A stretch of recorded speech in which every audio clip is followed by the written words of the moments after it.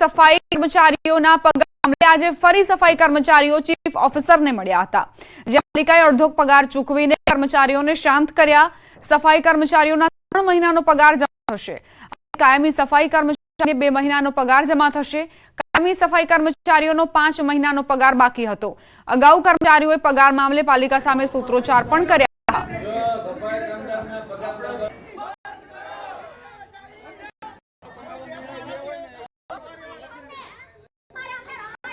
સંવાદદાતા રાજન જોડાઈ ગયા છે વધુ જાણકારી સાથે।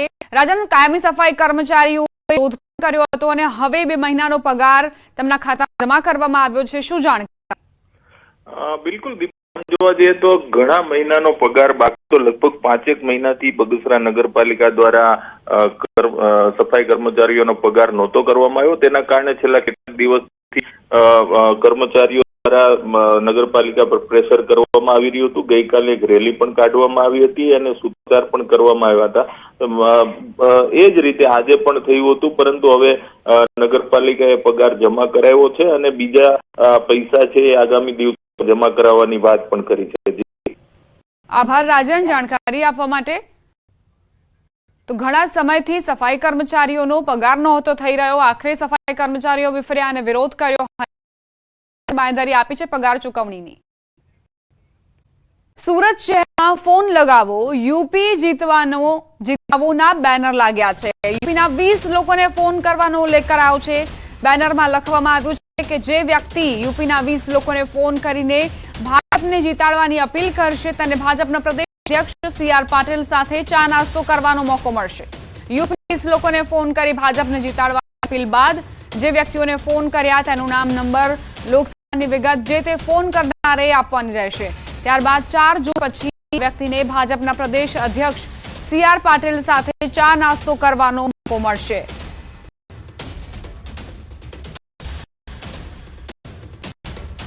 માધવ ગ્રુપ ઓફ કંપનીઝ પર આઈટી વિભાગ સપાટો, આવકવેરાના અધિકારીઓ પોલીસ બંદોબસ્ત સાથે પહોંચ્યા છે।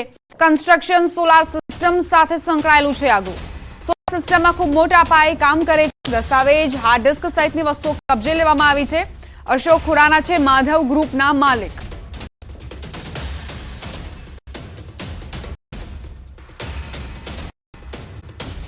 આવકવેરા વિભાગનું મેગા ઓપરેશન અમદાવાદ વડોદરામાં આવકવેરા વિભાગની તપાસ। ખુરાના ગ્રુપ, માધવ કન્સ્ટ્રક્શન પર આઈટીની તપાસ ચાલી રહી છે। વડોદરા ખુરાના ગ્રુપના અશોક ખુરાના સહિત ભાગીદારોની તપાસ કરાઈ રહી છે। કન્સ્ટ્રક્શનના સુધીર ખુરાના, વિક્રમ ખુરાના અને આશીષ ખુરાનાને ત્યાં પણ તપાસ હાથ ધરાઈ છે। 27 જગ્યાએ દરોડા સર્વેની કામગીરી કરવામાં આવી રહી છે। તપાસના અંતે મોટા પાયે બેનામી વ્યવહાર મળે તેવી પૂરી સંભાવના। આવકવેરા વિભાગે સપાટો બોલાવ્યો છે। આ મેગા સર્ચ ઓપરેશન ચાલી રહ્યું છે। અમદાવાદ અને વડોદરામાં ઇન્કમટેક્સ વિભાગનું સર્ચ ઓપરેશન ચાલી રહ્યું છે। અમદાવાદમાં અને બરોડામાં કુલ મળીને 27 કરવામાં આવી રહ્યું છે। આ ઓપરેશન ખાસ કરીને ખુરાના ગ્રુપના સુધીર ખુરાના અને વિક્રમ ખુરાના વિરુદ્ધ કરવામાં આવ્યું છે। આપ અત્યારે અમદાવાદ ગુલબાઈ ટેકરા વિસ્તારમાં આવેલા MS ખુરાના એન્જિનિયરિંગ લિમિટેડને જોઈ રહ્યા છો। આઈટી ટીમ હાલ તપાસ કરી રહી છે અને સાથે લેપટોપ સહિતની જેટલી પણ સાહિત્ય હશે, જેટલું પણ સાહિત્ય હશે, સાહિત્યની વિગત છે તે પણ મેળવવામાં આવશે। કામકાજ સમયસર ન થયા હોવાને કારણે કંપની જે છે ખુરાના ગ્રુપને તેને બ્લેકલિસ્ટ કરવામાં આવી હતી। હાલ તો ઇન્કમટેક્સ વિભાગનું સર્ચ ઓપરેશન ચાલી રહ્યું છે અને તેમાં માહિતી મળશે અને તેની સાથે ખાસ કરીને બેના વ્યવહારો થયા કે કેમ તે અંગે પણ મોટા સોદા થયા છે કે કેમ તે અંગે પણ માહિતી મળશે। દીપિકા ખુમાર, ન્યૂઝ 8 ગુજરાતી, અમદાવાદ।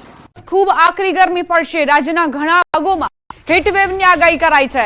તાપમાનમાં 2 થી 3 ડિગ્રીનો વધારો નોંધાઈ શકે છે। અમદાવાદ 4 દિવસ સુધી ગરમીનું ઓરેન્જ એલર્ટ રહેશે। ગુજરાતના 6 જિલ્લામાં હીટવેવની આગાહી કરાઈ છે।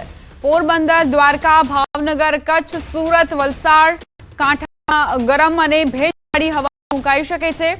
કાંઠાના ભાગોમાં ઉકળાટભર્યું વાતાવરણ રહેવાની સંભાવનાઓ। ઉત્તર પશ્ચિમ અને ઉત્તર પૂર્વના પવન ફૂંકાતા ગરમીનો અહેસાસ થશે, હવામાન વિભાગે આગાહી કરી છે।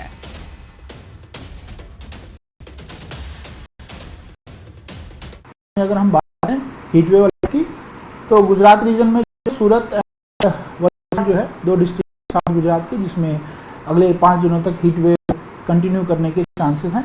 साथ ही साथ सौराष्ट्र कच्छ के जो दक्षिणी हिस्से के जो डिस्ट्रिक्ट हैं कोस्टल एरियाज में, जैसे पोरबंदर, देन भावनगर, इन जगहों पे जो है, और द्वारका, इन जगहों पे जो है 5 दिनों के लिए जो है हीट वेव वार्निंग जारी की गई है। साथ ही साथ अगले 2 दिनों के लिए कच्छ में भी जो है हीट वेव वार्निंग जारी की गई है। પ્રાપ્ત થઈ રહ્યા છે દમણમાં 12માં લોહિયાળ બબાલ થઈ છે। 12માં પાસે ટેબલ પર બેઠેલા વ્યક્તિ વચ્ચે બોલાચાલી થઈ હતી। પાર્ટી કરવા બેઠેલા વ્યક્તિઓ વચ્ચે બોલાચાલી થઈ। બોલાચાલી થતા મારામારી સુધી વાત પહોંચી ગઈ। 25 વર્ષીય યુવકની હત્યા કરાઈ છે અને 2 વ્યક્તિઓ ઘાયલના સમાચાર। ઘાયલોને હોસ્પિટલ ખસેડવામાં આવ્યા। આરોપીને શોધવા માટે દમણ પોલીસની ટીમ તપાસમાં જોતરાઈ છે। તો બોલાચાલીએ કઈ રીતે મામલો બગાડ્યો, એક વ્યક્તિની હત્યા કરી દેવામાં આવી। 25 વર્ષીય યુવક જેને મોતને ઘાટ ઉતારવામાં આવ્યો। બીજી તરફ 2 વ્યક્તિઓ જેમને ઈજા પહોંચી છે અને તેમને હોસ્પિટલમાં સારવાર માટે ખસેડવામાં આવ્યા છે। આરોપીને શોધવા માટે પોલીસ અહીં મથામણ કરી રહી છે। 12માં આ લોહિયાળ બબાલ થઈ, જેમાં એક વ્યક્તિ જે મોતને ભેટ્યો છે। બોલાચાલી બાદ મામલો વિફર્યો અને બંને પક્ષ સામસામે આવી ગયા। મારામારી પર ઉતરી આવ્યા। એકબીજાને એટલા હદ સુધી મારવામાં આવ્યો કે 25 વર્ષીય યુવકે પોતાનો જીવ ગુમાવી દીધો। તેની હત્યા કરવામાં આવી। 12માં પાસેના ટેબલ પર બેઠેલા જે વ્યક્તિ હતા તેમની વચ્ચે બોલાચાલી થઈ। પાર્ટી કરવા બેઠેલા વ્યક્તિઓ વચ્ચે બબાલ થઈ અને ત્યારબાદ આ લોહિયાળ જંગમાં એક વ્યક્તિ 25 વર્ષીય યુવાન જેનું મોત થયું છે। 2 વ્યક્તિઓ ઘાયલ થયાના સમાચાર। તેમને તાત્કાલિક હોસ્પિટલ ખસેડવામાં આવ્યા। તેમની સારવાર ચાલી રહી છે। સાથે વરસેલા કમોસમી વરસાદના કારણે અનેક જગ્યાએ નુકસાન થયું છે। વરસાદ બાદ મોરબીમાં અનેક જગ્યાએ ગંદકીનો ભરાવો થાય છે। સાથે જ પાલિકા દ્વારા સમયસર ગટર સાફ કરવામાં નથી આવતી, જેના કારણે પણ સમસ્યા ઉદ્ભવી રહી છે। મોરબીના વિસીપરા પોર્ટ કોલોની, લાતી પ્લોટ સહિતના અનેક વિસ્તારોમાં ગટર અને ગંદકીની સમસ્યાએ માજા મૂકી છે, પરંતુ અનેક રજૂઆતો બાદ પણ તંત્ર દ્વારા આ સમસ્યાનું નિરાકરણ નથી લાવવામાં આવી રહ્યું।